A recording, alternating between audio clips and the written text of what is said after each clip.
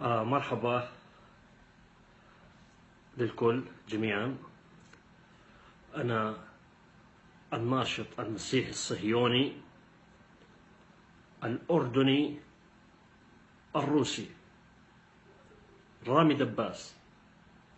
اليوم بدي أحكي لكم أسباب كراهية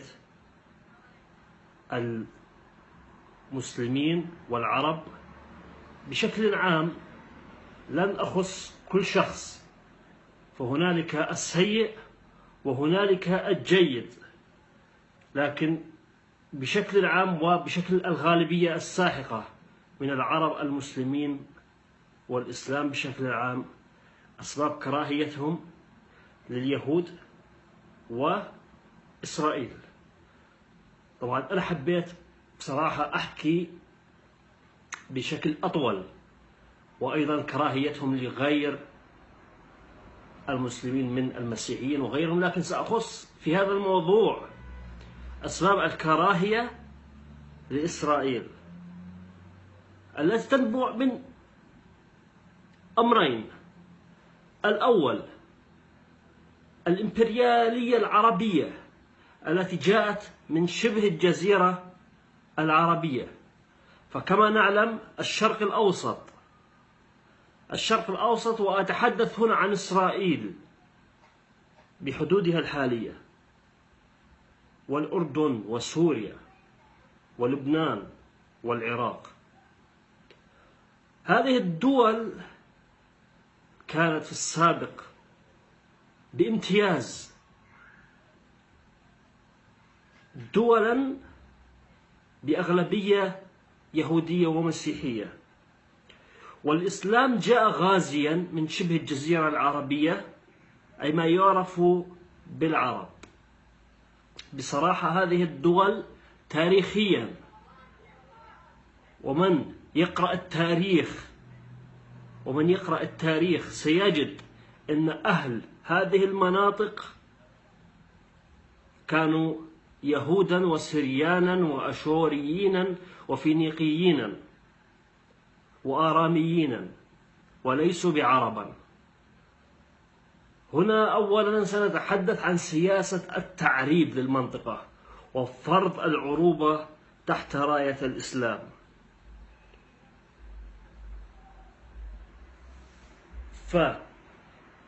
فالإسلام فرض بالعروبة واللغة فرضت. تاريخيا هذه المنطقة لم تتحدث العربية كما أنا أتحدثها اليوم. هذه المنطقة تكلمت اليونانية والسريانية والآرامية والعبرية، وجاء الإسلام غازيا.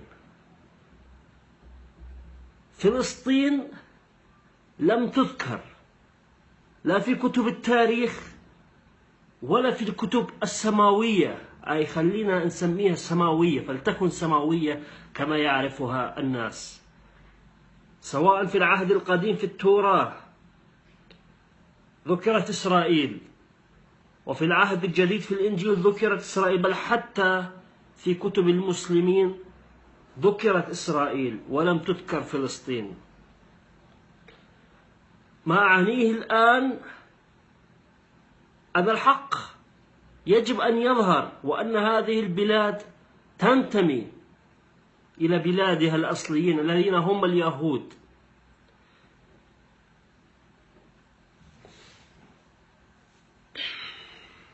الإسلام جاء غازيا، وغزا ليس فقط الشرق الأوسط، بل غزا شمال أفريقيا وغزا جنوب أوروبا، وله أحلام بأن يغزي باقي الدول، وأيضا غزا تحت الإمبريالية العثمانية التركية. الأتراك بصراحة هم شعوب جاءت من شرق آسيا، من منغوليا، وجاءت إلى ما تعرف الآن بتركيا التي هي أصلا اليونان. كل هذا ما أعنيه هي إمبريالية وتغيير تاريخ، وهم نسفوا التاريخ حتى أن أبناء المنطقة الأصليين نسوا جذورهم.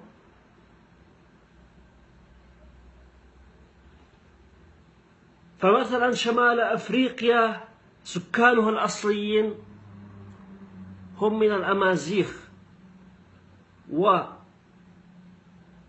والمصريين الأقباط المصريون، والقبطي تعني مصري للعلم، يعني الذي لا يعلم معنى كلمة قبطي معناها مصري، وهم سكان المنطقة الأصليين. لنعود الآن إلى موضوعنا، موضوع دولة إسرائيل.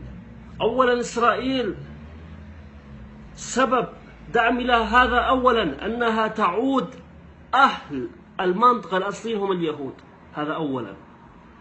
ثانيا إسرائيل هي الدولة الديمقراطية الوحيدة في الشرق الأوسط. لا تصدق أن سوريا أو لبنان أو دول أخرى تحتوي على ديمقراطية. إسرائيل هي الدولة الديمقراطية الأولى في الشرق الأوسط، دولة حقوق إنسان، دولة عدل، دولة مساواة. فلنذهب مثلا إلى ما يعرف الآن بعرب ال48. هل يفضلون حقا دولة فلسطينية أم يبقوا في إسرائيل؟ الكل سيجاوب في إسرائيل. يعيشون حياة رفاه ورفاهية لا يعيشها أي مواطن في الدول المزعومة بالدول العربية، بل حتى دول النفط في الخليج الفارسي لا يعيشون تلك الرفاهية. هذا أولا. ثانيا إسرائيل هي دولة من أكثر الدول في العالم التي تحارب الإرهاب الذي ضرب العالم. فالإرهاب الإسلاموي هو سرطان العصر ومرض العصر، وأن إسرائيل تحاربه كل يوم تحت مسمى مقاومة وتحت مسميات أخرى. دول إرهابية صدرت الإرهابيين إلى سوريا مثل دول الخليج بشكل عام، أو إيران أو حزب الله أو داعش أو القاعدة إلى آخره. إسرائيل تحارب هؤلاء الإرهابيين يوميا على أرضها، المتمثلة بالحركة الإرهابية حماس، المتمثلة في التحريض المستمر من قبل هؤلاء الشيوخ الملتحيين الذين يحرضون على العنف والإرهاب في دولة يعني كم من العرب يعني لهم يدعو على إسرائيل 75 سنة 100 سنة.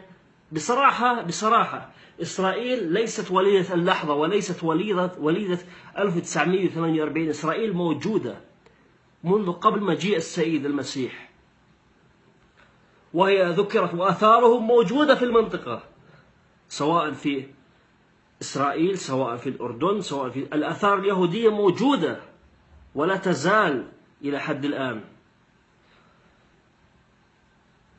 الكراهية بدأت منذ يعني اعذروني لكن الحق حق، منذ مجيء السيد محمد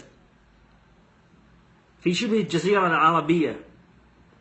فشبه الجزيرة العربية كانت ممتلئة باليهود والمسيحيين والوثنيين وغيرهم من الناس. فالسيد محمد جاء بعقيدة شمولية رفضت الآخر، إما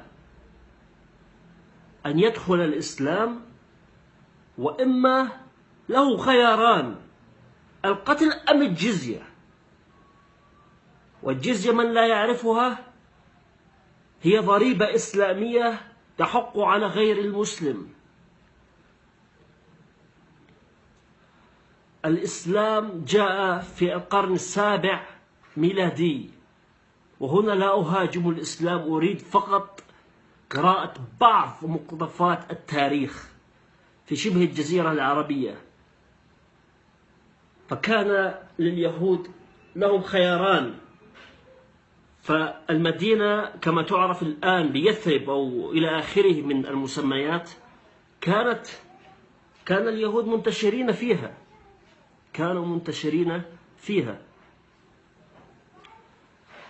فكان لهم الخيار إما أن يخضعوا للحكام المسلمين أو يقتلوا.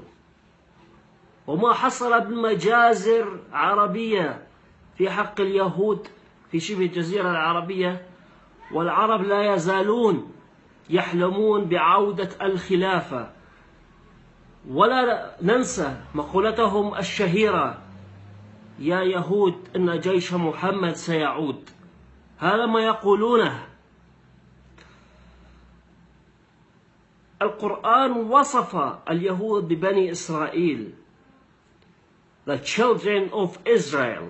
They described them in Quran. The Arabic term Yahud denoting Jewish and Yehudi occur 11 times in verbal form, meaning to be a Jewish. هنالك الكثير من مصطلحات الكراهية لن أتحدث عنها كلها التي سردت في القرآن، بل سأتحدث عن بعضها، ولن أذكرها. أنا لست عالما، لكن لدي الإنترنت، لدي الجوجل، العم جوجل، ولدي الكثير من المصادر التي أستطيع أن أحضر آيات الكراهية. في كتاب العرب ضد اليهود. فكيف لنا أن ننسى أن القرآن وصف اليهود بأحفاد القردة والخنازير؟ هذا وصف لم يذكر حتى في كتاب كفاحي، كتاب هتلر النازي الممنوع عالميا. هذه العنصرية وهذه الكراهية وهذا البغضاء ضد اليهود والغير المسلم.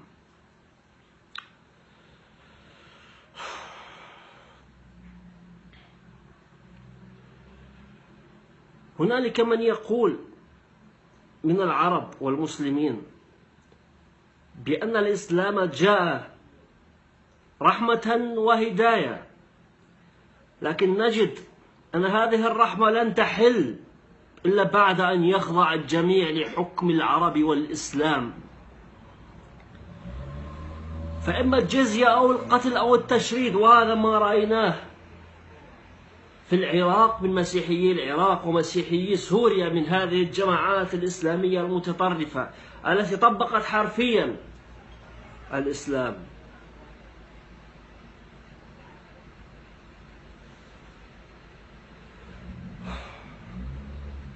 بصراحة أنا قمة هذه الكراهية إني أحلم بالسلام. بصراحة ما أريد أن أقول إني أحلم بالسلام في الشرق الأوسط، لكن هذا السلام لن يتحقق سوى بتغيير هذه النصوص وأساسيات الكراهية. فالعرب هم يتقاتلون أصلا بين بعضهم البعض، فترى السني والشيعي والدرزي وغيرهم، بل أن الذي يترك الإسلام لا يسلم من المسلمين، ومصيره القتل حسب نصوص السيد محمد.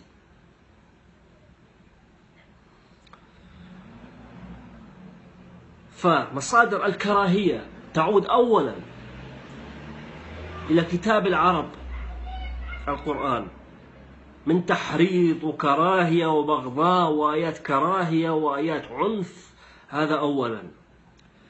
ثانيا الإمبريالية العربية التي تريد أن تفرض العروبة. أنا أعلم أن الأشوريين ليسوا بعربا إلى حد الآن، والأكراد ليسوا بعربا، لكن عندما أرى في بعض الإعلام العربي عندما يصفونهم بالأكراد العرب، هنا قمة السخرية، أو الأشوريين العرب، بل أن حتى الأمر يتعدى إلى المسيحي السوري اللبناني الأردني، كلهم ليسوا بعربا تم تعريبهم. الأقباط ليسوا بعربا تم تعريبهم. وهنا فرض العروبة والشوفينية العربية. هذه الشوفينية أنا وجدتها، أنا والدتي روسية أو عشت في روسيا، وجدتها بين الروس يفرضون اللغة الروسية على الأوكراني وعلى بيلاروسيا وعلى آسيا الوسطى، ويفرضونها على شرق أوروبا، ويحلمون باحتلالها. وهذا ما يحصل، ما يفعله العرب، لكن بطريقة بربرية همجية. وشكرا.